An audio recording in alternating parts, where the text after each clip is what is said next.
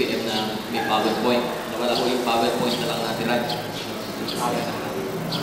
Hindi ko outline ng aking hawa, kundi manuscript na gagawin din ngayon. Purihin ang Panginoon at I request everybody to stand please and let's open our Bibles to Revelation. Chapter 3.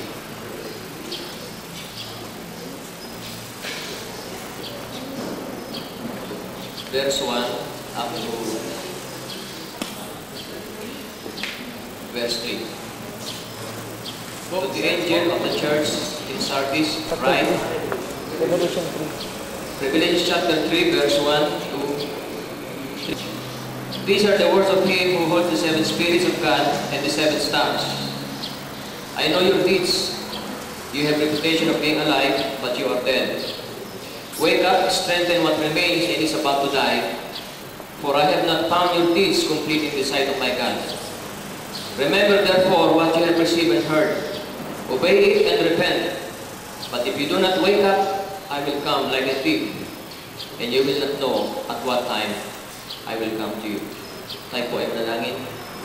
Salamat po o Diyos sa pribilehyo na kami po ay makapag-aral, makinig, at mangaral ng iyong salita.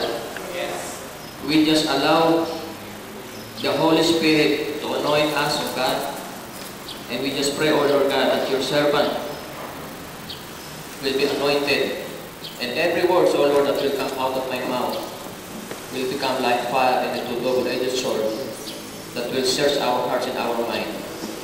Lahat ng ito, Panginoon, dinadalangin namin sa iyo, Ama. Sa pangalan ng Jesus, at ang mga Jose, sabi ng Amen. Amen. Praise God. Sige po, ang pangalan ng Panginoon, isa-isa na lang po tayo nakita. Sabi ng gobyerno, magtipid po tayo sa pag-krisis. Pero huwag mo natin itama yung pagtitipid sa pagpapurit, pagpalakpak sa Amen. Amen. Praise God. Kaya hindi ko tayo PowerPoint ito kahapon dahil sa yung alam niyo po yung aming opisina, daanan po ito ng mga pastor na naglalabas po kami sa mga resentment, ng mga grievances. At ang pinaka-latest po na dumaan sa akin, yung pong isang member na he is one of the council member of the most largest denominations dito sa Pilipinas. At sabi sa akin ay medyo malungkot yung kanyang pananalita at nabalitaan ko na umalis na pala siya. At ang kanyang unan, sabi niya, saan ka ba nakakita ng ubis ko pinagagalitan siniserunan. So this morning we are talking about church. At sa tingin ko yata kung itong panahon ito ay dati-dati ho, marami mga pastor ang nanganganak ng church growth. Pero ngayon, mas marami yata nanganganak na makaalis ng Pilipinas at pumunta ng Canada mga pastor. Ang title mo ng message ay Wake Up or Die. This is a very timely message sapagkat bago ko natutunan ito, I took the risk of leaving my family dahil inabot po ako talaga ng burnout at I was so dissatisfied and discontented in the ministry at gumawa ko ng paraan para maging graceful at not so embarrassing ang aking pag-exit sa ministry. To avoid embarrassment, of course, and to preserve my reputation, hindi ko naman alam kung gagawin ko para makagawa ng isang graceful exit. Sa ganun naman, hindi kayo nahiya. Isa ko sa pinaka-masakit na karanasan na isang pastor, yung nasa ministry ka, pastor ka, tapos bigla kang nawala at makita ka sa bakharap at hindi na underwear. At it's sad to say, sabi ko sa akin ng pastor neto ay marami raw ang pastor sa kanila ang umaalis ng denomination at ang isang option nila ay pumunta ng abroad at ang target nila ay Canada, Australia at tuminto na sa ministry. Marami akong mga ganyang kaso na dumarating at I'm very observant sa mga panahon ito. Meron akong isang story alam na isang pastor na Bigla na lamang siyang nawala sa ministry nang palaman na sinasabing na ito ng at nagtinda na lang mo ng garment dyan sa Baklaran. Tinatanong nila, walang dahilan. Walang masabi eh. So, very mysterious. At naniniwala ko na maybe I can identify with that pastor. Wake up or die. At we will be talking about the church. And when we talk about the church, it is not only referred to the building, to the congregation, denomination, it refers to us individuals because we are the church. The church has both positive and negative attributes that both needs attention. Number one, church is powerful. And secondly, church is very fragile. We must handle the church very carefully. And based on our definition, when we say the word church, it refers to the house of God. Secondly, when we say the word church, we mean the body of Christ. Marami yan. It is a dwelling place of God, a house of prayer. And we can see that the church is highly organized, not just an organization. It is a physical but highly spiritual. Bakit kita natin dito na based on this definition, it is an instrument of God to carry out His purpose. And what was the purpose? Salvation, healing, miracles, deliverance, etc. And based on this description, it is enough to say that the church is the only hope sa kasalukuyan nating kalalagayan. Based on the definition. Pero nandito tayo sa panahon, gaya ni Habakkuk, na he is questioning why God is silent while the wicked succeed. He saw injustice, violence, and evil in his generation, yet God remains silent and invisible. The question is God helpless? Is God sleeping? Or who is really sleeping? Alam niyo ako ay, ito kasi naman isang araw ito ay bulbundukin ito at talagang ito gubatan lang ito eh. Marami dito, rice field, mga talahiban. At ang mga panahon yun ay mahigpit dito yung nakawan ng kalabaw. Inadyuhin ko, talagang naramdaman niya na ilang gabi na yung kanyang kural ay hindi mo maalibig na magnanakaw. Kaya pinantayan niya. Meron siyang 45, nakasandal yung kanyang garan, pinantayan niya. Nanakawan din mo eh. Kaya sabi ko lang karugaya, ano ginawa ng armas mo? Nandiyan niya, 45 mo, nasa bayaw mo, kaya-kaya ko yung garan mo, nanakawan ka pa. Simple lang ang sagot. Nakatulog eh. Wala palang kwenta itong garan ito, pagtulog ka. Kahit pala ano nakasusot sa bayaw mo, kahit pala ano sa datahan niya, pagtulog ka, wala palang kwenta. Ganyan po ang church. The church is so powerful, pero ang church po ay tutulog, it's useless. And based on history, based on the gospel, and the epistles, and the book of Revelation, the church has an inherent tendency, please listen to this, based on the Bible, based on the book of the gospel, the epistles, and the book of Revelation, the church has an inherent tendency to err, to accept false teaching, to adapt to the evil, often affected by apostate and compromise, its condition, and to be fallen into spiritual sleep, and can be subject to different kinds of deception. Kaya nga ang church, hindi po pwedeng tutulugan eh. At hindi po pwedeng tutulog-tulog. By nature, human being has an inherent tendency to do evil than to do good. The same as in church. Yet it is so powerful and yet also very fragile. Kaya nga, bilang mga lingkod ng Panginoon, tayo mga pastor hindi dapat natutulog-tulugan. Because anytime, sabi nga doon sa book of Hebrews, we must pay more careful attention to what we have heard, lest at any time. It means to say, walang pinipiling oras to. lest any time the truth that we have heard should slip away. Kaya hindi natin po pwede sabihin that we are the most largest church, the most prestigious church in the city.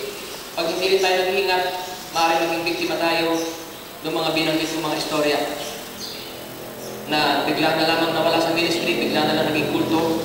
Kung galing ako ng Davao, napalitan ko yung isang church doon na the fastest and most largest, the largest and most fastest growing church in Davao, yung mga membro, mga nagbalikan sa Katoliko, mga nagbalikan kung saan. At meron mga ilang mga remnants na umanap ng mga ibang church at nakita nila, hindi nila so matatalain na magkakaganon yung kanilang pastor. But on the book of Revelation, based on God's illustration or observation, nakita ko natin dito. Sabi ko dito, these are the words of him who holds the 7 stars in his right hand and walks among the 7 golden lampstands. Ang mga preceding verses, sabi ko dito, the 7 stars are the angels of the 7 churches. The 7 stars are the angels. And based on commentaries, these angels are acting as messengers. It refers to the ministers of the church. And who is the minister of the church? Tayo mga pastor. This message is for pastors, not only to the church, but the leaders of the church, the pastors especially. And based on God's observation, pag binasa mo natin yan, di ko nagbabasahin kasi binabasa mo naman natin yan, mga pastor mo naman tayo. There was dissatisfaction in the survey conducted by God. It has gone away from God's purpose and standard of its existence.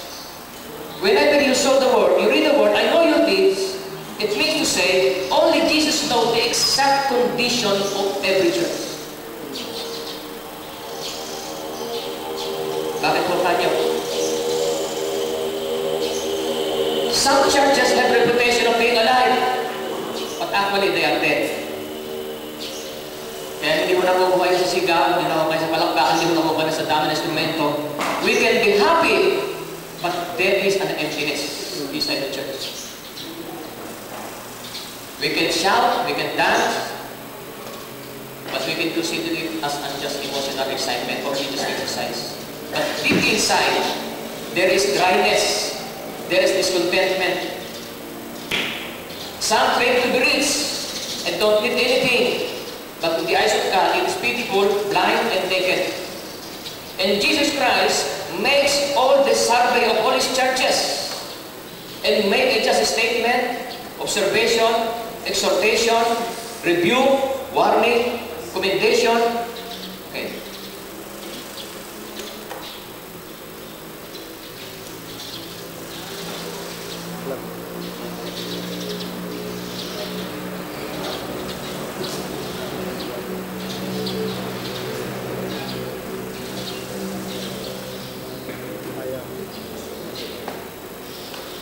Hello. Mic test. Test mic. Okay. I repeat, Jesus makes a survey of all his churches and makes a just statement, observation, exhortation, rebuke, warning, commendation, and conclusion. And there is a strong call for these churches to be awake.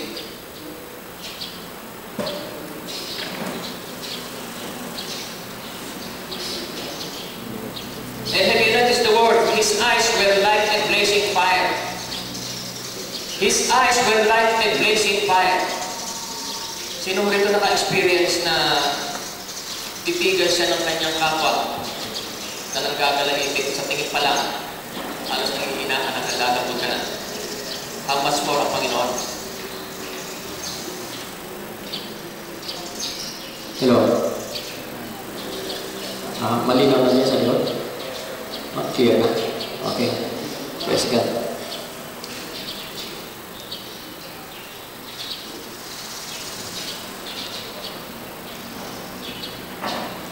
So chapter 1 verse 14 of Revelation, his head and hair were white like wool, as white as snow, and his eyes were like blazing fire. Pag tinignan po natin at pinag-aralan natin what blazing, what a blazing fire means. In this passage, his eyes were like a blazing fire. This is an expression of divine anger. And it represents the knowledge of the secrets of the heart. Ibig sabihin, ang mata niya, parang x-ray. Pag tinignan ka, lantad na lahat, walang kami tatago. Lumalabas ang lahat ng sikreto, ang lahat ng katotohanan. At ang kanya naging conclusion, in these churches, ang sabi niya, yet I hold these things against you. Yet I hold these things against you. Nevertheless, I have few things against you. Ilang beses niya sinabi yun, nevertheless, I have few things against you. It shows or indicates that Jesus was dissatisfied on their spiritual condition. Pag tinignan natin sa kanila, pwede sabihin natin na this church is justified for their existence. Pag-uusapan po dito yung kanilang mga ginawa, your hard work, your perseverance. They cannot tolerate wicked men, that you have tested those who have claimed to be apostles but are not. Pagdating sa theology, pagdating sa commitment, pagdating sa perseverance, pagdating sa hard work, ano pa ba nang hanapin mo church? Pagkagawin ng ganyan ng church mo, hindi ba ideal church yan? Pagkagawin ng church mo, palagay ko, yun yung church na pinapangarap nating lahat. But in the eyes of God, ang sabi niya, yet I hold these things against you. You have forsaken your first love. Kahit na ano pa ang gawin mo, kahit na ano pa ang sikap mo, kahit ano pa ang doktrina mo, kahit ano pa ang commitment mo, but in the eyes of God, if you forsake your first love, if you lose your first love,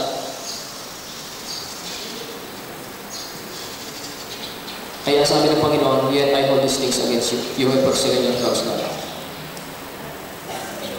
This is an indication na ang Panginoon is dissatisfied in the present condition of every church. In the human point of view, the church can be justified in its resistance because of the following reason. Pag tinignan po natin ang book of Revelation, yung mga 7 churches na yan, nandiyan po yung kanilang mga ginagawa, nandiyan yung kanilang mga accomplishment, nandiyan yung kanilang mga history, nandiyan yung kanilang mga, lahat yung kanilang mga qualities and attributes na siguro desire ng bawat mga pastor. Number 1, this church, in human point of view, this church can be justified in its existence because they were greatly used by God. And there was a divine blessing in all these churches. Number 2, it has a wonderful history of the past. What are those past? Their devotions, and they become God's expression of His grace and power. Number 3, it shows all the virtues and characteristics that every church desires. Hard work, nandiyan naman lahat yan eh. Perseverance, sound doctrine, sabi niya rito, martyrdom, faithfulness. But look, all these qualities and attributes in the eyes of God, they are not justified. God is unsatisfied. In other words, there must be a characteristic in the church required in order for the church to be like the early church that caused the world to turn upside down. Ang tanong, is there such a church today? Tingin ko, sa sitwasyon natin ngayon, hindi ko alam kung meron tayong masasabing, meron man siguro baka bihira-bihira.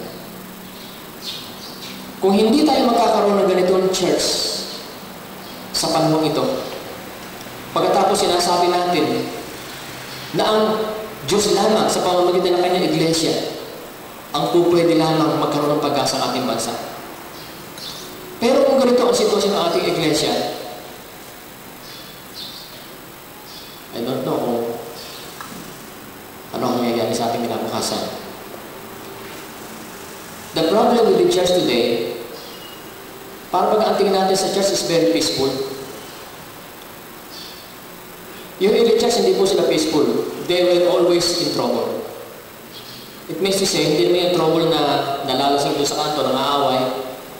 It means to say, the church should be always in trouble in the midst of the crooked and embarrassment, for fear of losing reputation, for fear of losing favor. Amin lang tayo, amin. Eh kung minsan nagtataka tayo, di ba? Bakit ang mga kulto mas mabilis ang growth kaysa mga true, genuine, born-again Christians? Alam mo, nagulat ako yung dating daan. Kahit sa lumalo po ng Pilipinas, kahit kasulok-sulukan meron. Bakit sila lumalago? Bakit sila tumatami? Tinatawanan natin sila. Sapagkat alam natin, papunta sila sa impyerno. Pero tumatami sila. Ano ang susi dito? Ano sikreto? Because these churches are fighting for their principles. Tuloy, iniisip ng mga tao, tama ito mga tao ito. Bakit? Ipin mo, nagpapakamatid. Sabi niya, hindi sila natatakot mamatay. Natatandaan nyo noong kasalukuyan tinitira ng ink ang Katoliko, hindi ba dumami sila? Kasi iniisip ng mga tao, ito yung totoo, ito yung tama. Ang problema sa atin, tayo mga born-again Christian, we are not fighting for our beliefs. We are not standing on our principles. For fear of intimidation, for fear of losing favor, for fear of embarrassment, and for fear of persecution, the church becomes silent and it seems everything is peaceful. Kung aasahan po natin ng church, nababago ng ating gobyerno sa ganitong sitwasyon, mukhang mahirap mangyari. Kaya pag tinignan natin, ang standard ng early church from the present situation of the church, ang layo na. The church now is full of compromise. Alam niyo, malaking problema sa church sa Pilipinas is over-familiarity of Christianity. What do you mean by that? Over-familiarity of Christianity. Dito sa Pilipinas, too much freedom. Eh dito kahit sa loob ng bus, sa loob ng jeep, kahit sa kanto, pumunta ka dyan, mag-preach ka ng gospel, hawak mo yung Biblia, walang papato sa iyo.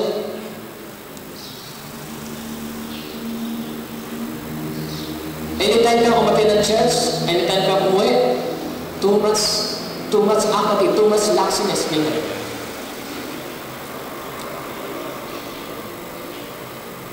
Too much opportunity. Kaya ang tendency ng church maging very passive. Kaya lahat ng isang tatak tayo, bakit yung mga church doon sa mga closed doors, sa mga persecuted countries, pagbalik nila ng Pilipinas, ang iinit nila. Yung hindi ma-born again din sa Pilipinas, pag nagpunta ng Thailand, pag nagpunta ng Saudi, doon na ma-born again. Alam niyo, ang sitwasyon doon, it seems that the church there has a very rare opportunity. Nakagaya sa atin, ang Biblia nagkalat eh. Doon, kapag nakakita ka ng Biblia, mukhang hindi mo mapalalagpas. Hindi, dito, maraming Biblia dyan, huwag kang kalala. Libre pa.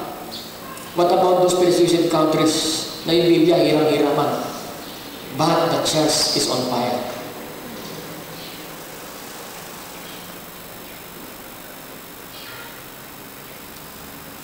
So, there must be a characteristic in the church required in order for the church to be like the early church that caused the world to turn upside down. A question, is there such church today? I think, yes. Ang problema, tutulog lang.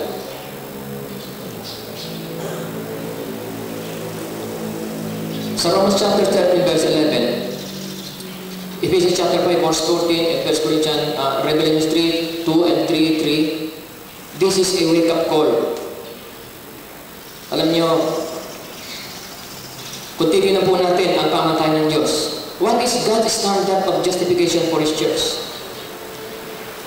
In order to know God's standard that God desired for those churches, we need to know what is in the mind and the heart of God when He raised up the church. It can be found on the meaning of the lampstand, Leviticus chapter 6, verse 12. Leviticus chapter 6, verse 12.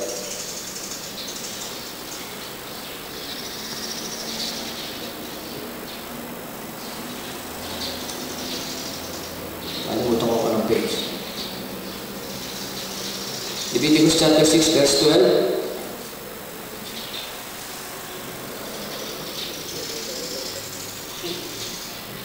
This is an illustration of what the church is supposed to be. The fire on the altar must be kept burning. It must not go out. Every morning, the priest is to add firewood and arrange the burnt offerings on the fire and burn the fat on the fellowship offering. The fire must be kept burning on the altar continuously. It must not go out. Ito yung qualities and characteristic ng church na hinahanap niya sa ating kapanahunan. We need to know what was in the mind and the heart of God para sa kanyang iglesia.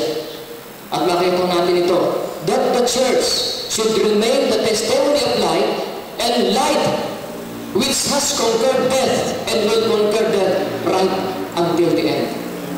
That the church must be like a candlestick burning with its steady, undying light. A light which does not vary, that does not go out, but is maintained at full strength continually. As the light burns, it is a constant declaration of victory over death all the time. Tinatanong mo siguro natin, meron pa bang ganyan church ngayon? Meron pa. Kailangan siguro palalahanan at magising at balikan the intention and the purpose why God established His church.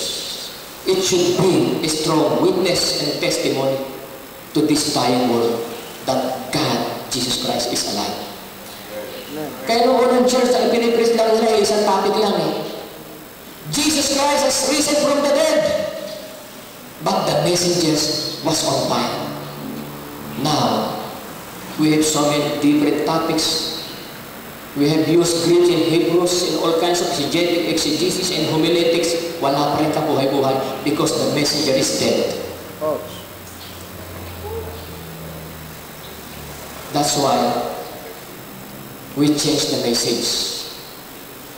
What's supposed to be, the messengers should be changed by the message.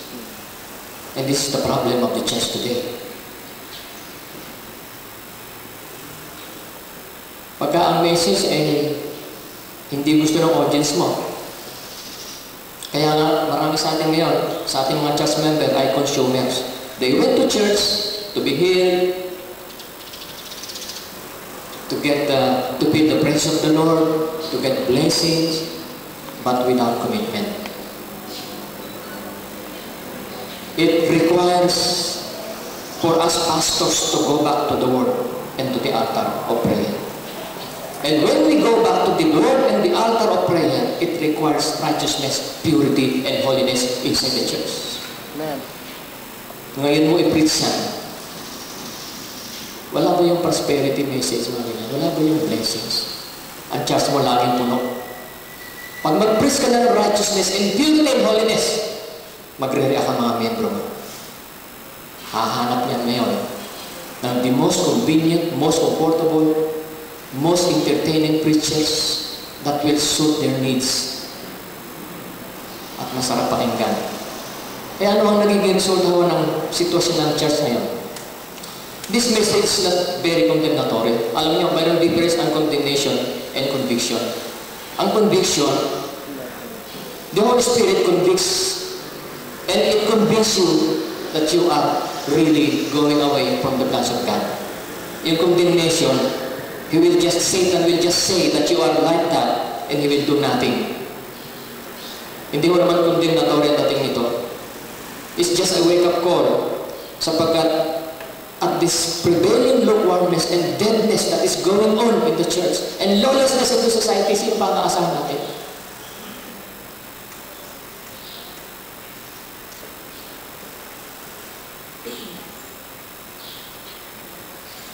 Kaya nga, mga pastor, hindi alam kung ano gagawin eh.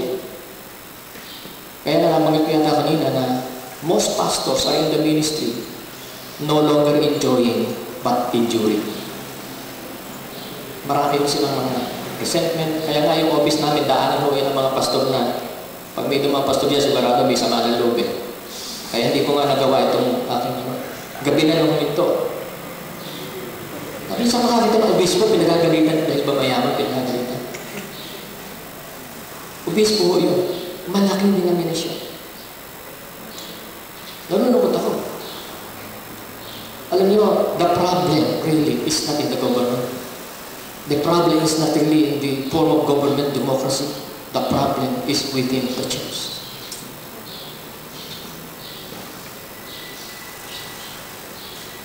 And in the history, the church always reflects the condition of the nation. Alam naman natin yan, di ba?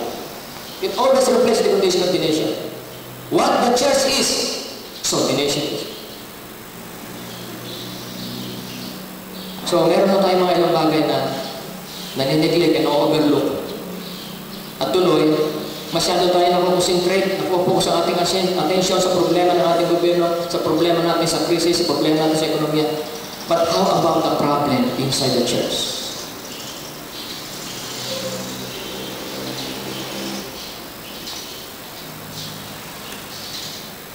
Alam niyo sa amin, beginning this April, pag ang membro malilate ng 15 minutes din makakapasok. Maraming mga pastor, they are afraid of imposing rules for fear of losing members sapagkat marami ho naman tatanggap ng mga church. Kaya kamisan mga membro natin, hindi naniniwala sa atin, hindi naman tayo pinapatulan. And based on observation, it is always the church that gives way to its conviction kapag ka naiipit. Hello?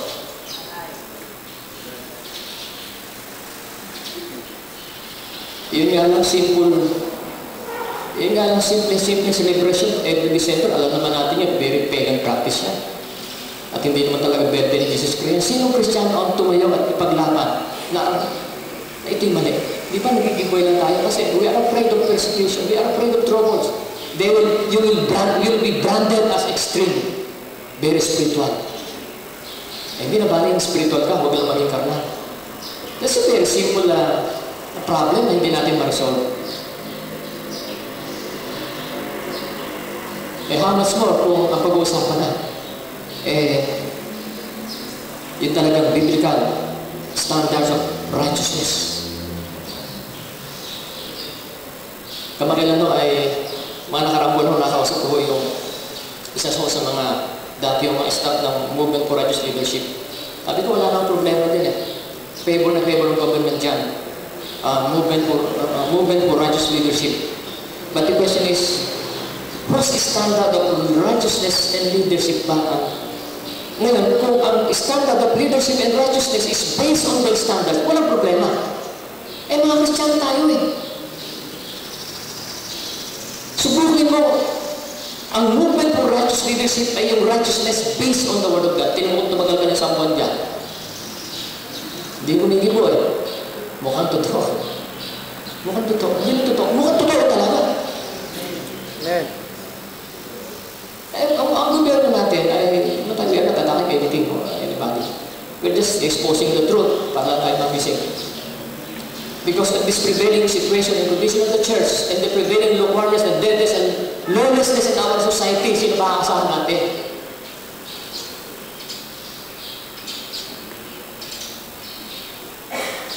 It was always in the history.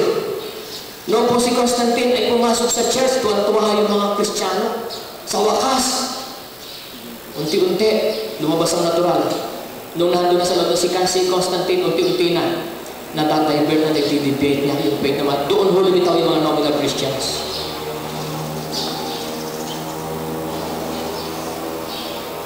It seems that the word is saying to the church, please lower your standards so that we may come in. Nangyayari na ho yan. Kaya ngayon, the church becomes worldly and the world looks like a church. Look, sa church ho natin, pag meron tayong mga activities and program, masdan mo ninyo kung saan natin i-adapt yung sistema kung minsan ng program and entertainment sa loob ng church. Bulag ha. Meron pa ako nabalitaan anniversary ng isang church. Ang himig na kanilang praise and worship ay spaghetti Spaghetti pababa, spaghetti tayo. Pero ano naman, biblical naman yung lyrics. No? Si Jesus pataas na pataas, ang diablo pababa na pababa. Mukhang biblical, ano? But the system, the spirit, is a compromise. And many pastors and churches did not notice this Jezebel religious system has already inside the church. Ano ba yung Jezebel religious? A compromise worship. We can worship God at the same time and we can apply the system of the world while we worship God.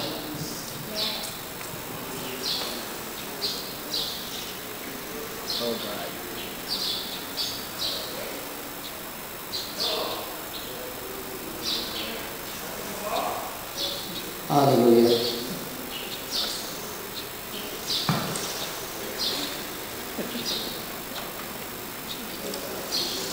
Ang nais po ng Diyos sa bawat iglesia, a church must be like a burning bush, but not consumed, for it was the fire of God.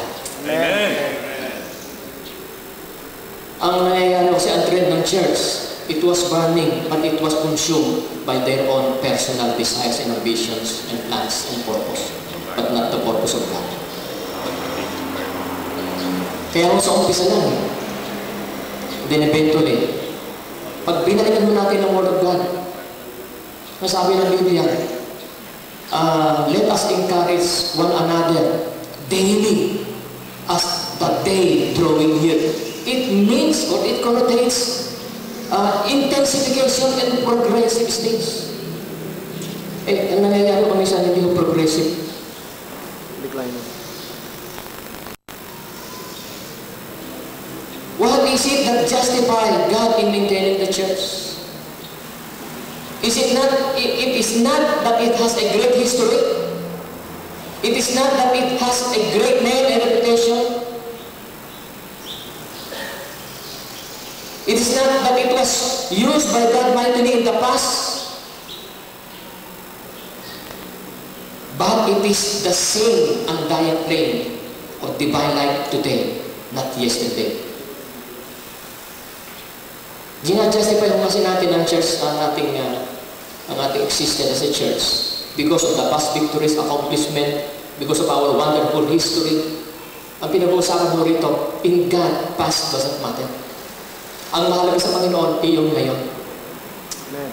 Hindi yung nakaraan. Oh, hallelujah. Lord. Man's standard of justification is his past victory, past history. We can never justify ourselves. Man's standard of justification is what the church is supposed to do. But God's standard of justification is what the church should supposed to be. Ito ang dami nilang pinagagawa eh.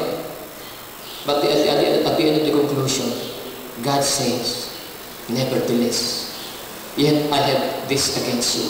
Nevertheless, may sabit lagi.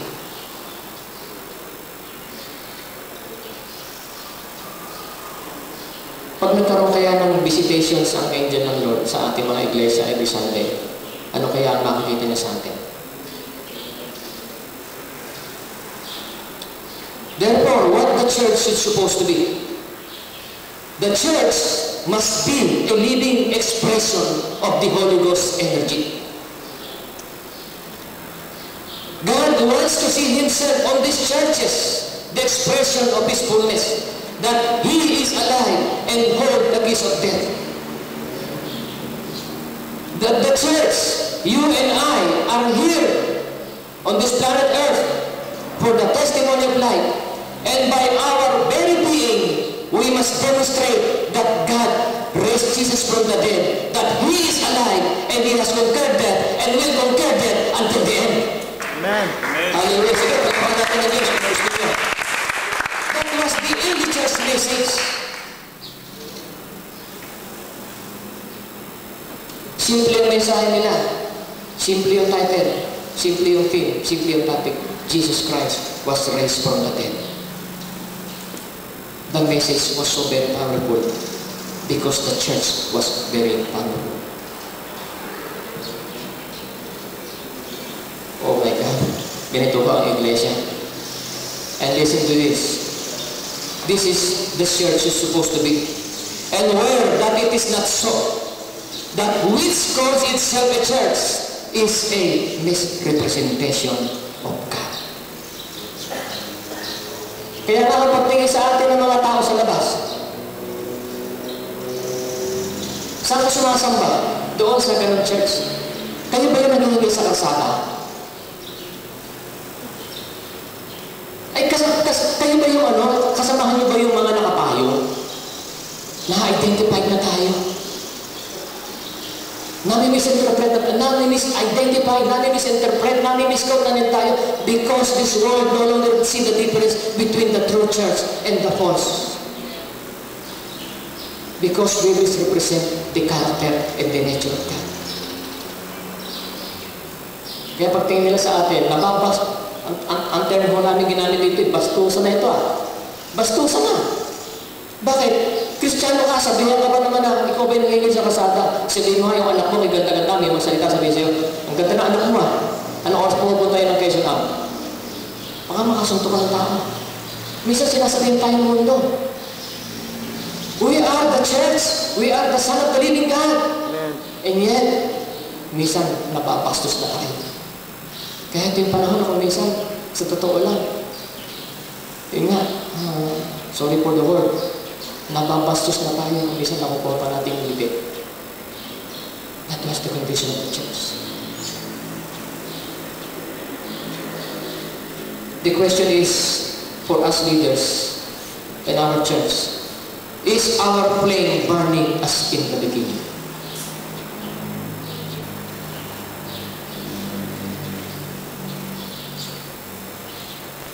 This is the real spiritual warfare of the church. The devil is against his life. This is always the warfare, and what spiritual warfare is all about. Kaya sabi ng Biblia, to win who overcomes. Overcome what? In keeping the flame burning until the end. In overcoming spiritual stagnation. In the overcoming decline and apostasy. In overcoming the tendency to compromise with the world system. The question is, can God find us faithful to the end? What do we need to overcome? Becoming adapted to the world system. The tendency to decline, spiritual decline and apostasy. In overcoming spiritual stagnation. Very simple lang mo naman hindi mo mahirap paliwanag. Hindi mo babalikan ni Christ yung church na iniwanan niya, na ang ganda-ganda, pagkatapos nung balikan niya, para lang tanggulay. We all know that. Jesus Christ will not return back to His church. Will not return to church with spot, with blemish and wrinkles. He will return to the church na hindi po nawala yung kanyang virginity. Kung hindi po natin ibabalik yung standard and purpose and intention of God in establishing the church, itong bansa natin ito ay kaya na nakakahanap.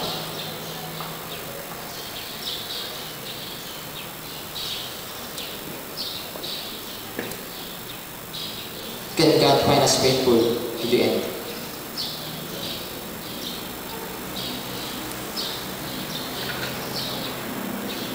And listen to this. For us pastors and ministers and leaders of the church, this is the reason why we are experiencing draining of our spiritual life and exhausting our energy, especially in relationships to prayer. Is it not true that it requires a supreme effort to pray and to get through when you start praying? I'm not referring to the prayer that we are doing in the church today.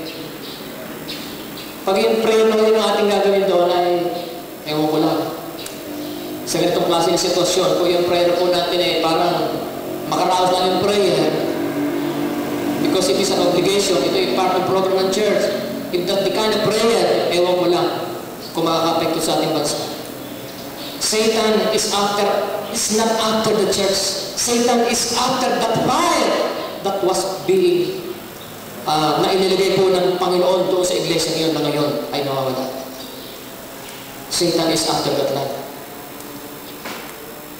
How is your prayer life? Alam mga kapatid, to be honest, gusto ko i-confess sa inyo na dumating po yung time na yung 15 minutes prayer ko napakatagal na sa akin. But praise God. Because of this message, my prayer altar has been restored. Amen. By the grace of God, I was able to wake up every day, early in the morning, at 4 o'clock until 6 to pray.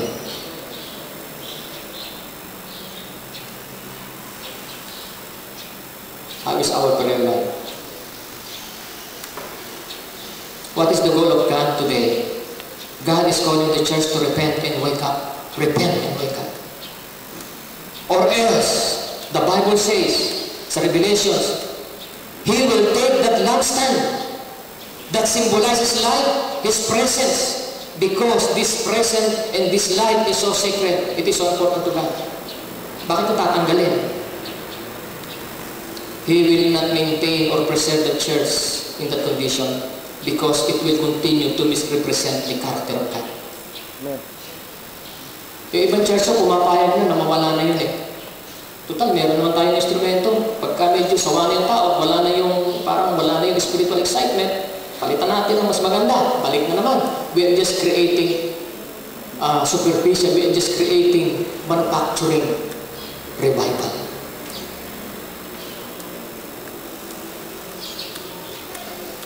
Look, tingnan niyo mo ngayon. Ano ho ang malaking pinagkakagasto ng church? It's not on evangelism and mission. It's more on amusement and entertainment. It's more on beautification and upgrading all the time of our equipments, renovation of our facilities. And if you do not offer your church such convenience, comfort, and entertainment, mag-aalis na ng mga membro natin. Bakit? What is missing? There is something missing in the church, and that is the fire of God. Amen. And when that fire is gone, then the system of the world will start to enter.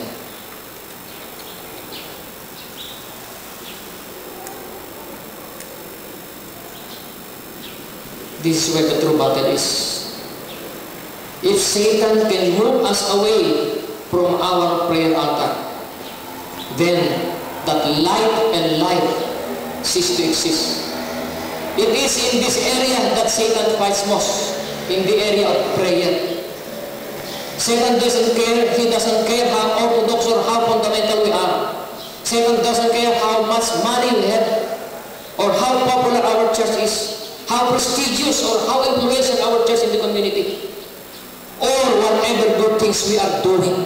Satan knows that when that light is gone in the church, then it has lost its justification of God for being a church. It simply become an organization.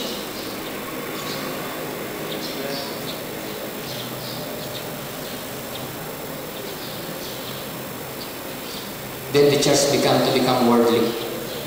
The church will now become a place of entertainment. And there will come a time kung hindi po tayo gigising, there will come a time that there will be Christianity without Christ. Religion without spirit. Salvation without repentance. Heaven without hell.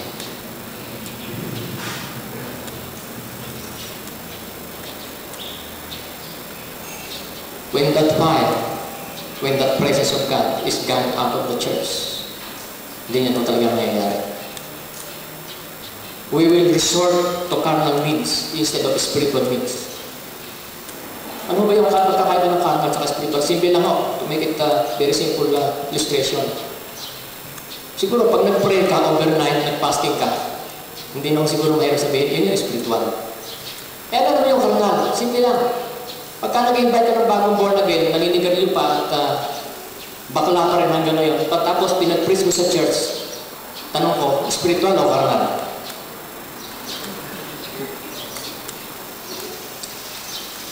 Sad to say, mayroong mga church leaders, they do not differentiate. They do not know how to differentiate between carnal and spiritual.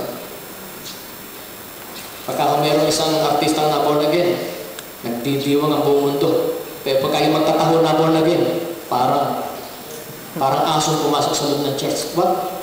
Anong isipan ng Diyos? At anong isipan ng Diyos? And we think it's great.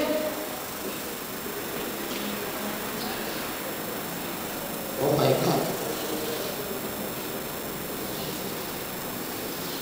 He will not maintain or preserve the church in that condition. He will remove that lampstand. Because that lampstand symbolizes His presence. And He will not allow His presence and at the same time misrepresenting the character and the nature of God in this dying world. Nababastos na. And we have to wake up. So we can conclude, hindi ko pala conclusion ito. Masasabi natin na the church is heavily involved in spiritual battle. Parang boxing ito eh. Ang isang natutunan ko, pagka ang isang boxingero ay dumaan siya ng heavy bout, talagang bukbukan, talagang lamok. Yung trainer niya, hindi pa tutulogin niya. Hindi ba basta? Hindi pa tutulogin niya. Delikado yan. Pag nakatulog yan, yun ay kamamatay niya.